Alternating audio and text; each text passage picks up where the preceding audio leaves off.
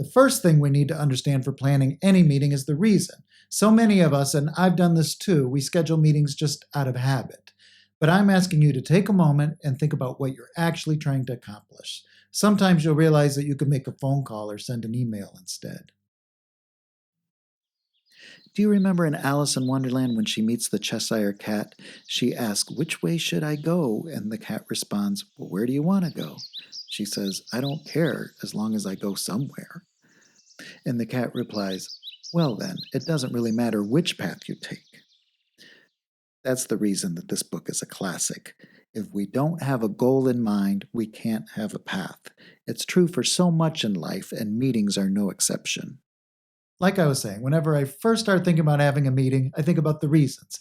I ask myself, why do I want to have this meeting? What do I want to accomplish? And if I can't come up with a clear answer, then I know I'm not ready to have the meeting.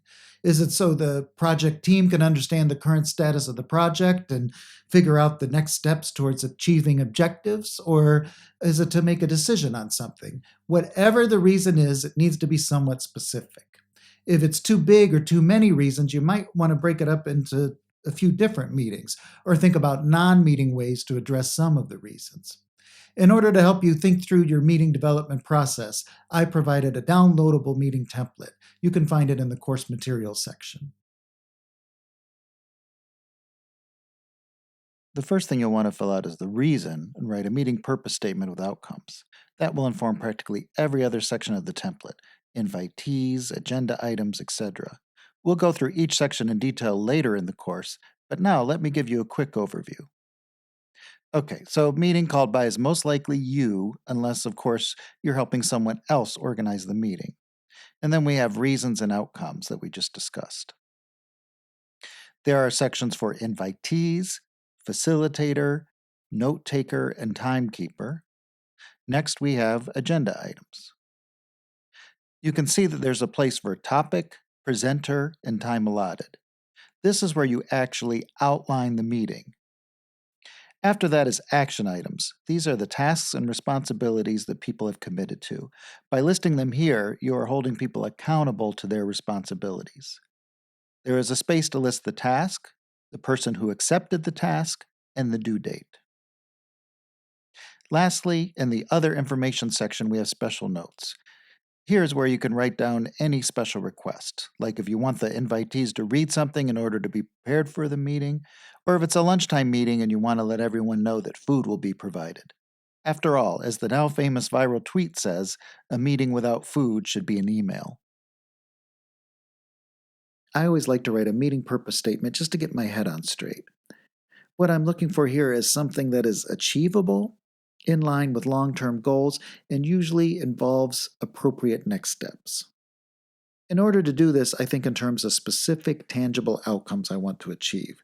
These are often things like making a decision, or obtaining or producing the information we need in order to make a decision, and understanding the next steps or tasks and making sure we assign it to someone to complete. A meeting purpose statement could be something like, we must finalize the make or buy decision and plan the next steps. The outcomes are the make or buy decision, and the next steps or tasks. Or how about, we must agree on a guest list for the event and assign event planning responsibilities. The outcomes are the guest list and the event planning responsibilities. My third example is, we must identify causes for the project delay and figure out next steps to resolve them. Outcome, a list of delay causes and the next steps or tasks to resolve them.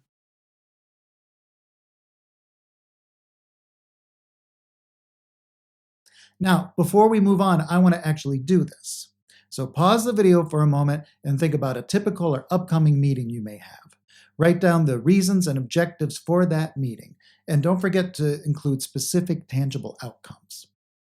Once you have a clear reason and outcomes written down, it's really just a matter of working backwards to figure out if you need a meeting, who to invite, the agenda items, action items, and special notes. Everything stems from the reason and outcomes.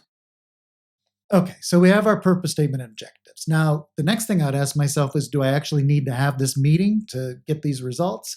Is there another way I could reach these objectives? An email, a phone call, a quick conversation? The golden rule here is Don't organize a meeting unless you absolutely have to. I see people do this all the time, especially if they're in some position of authority.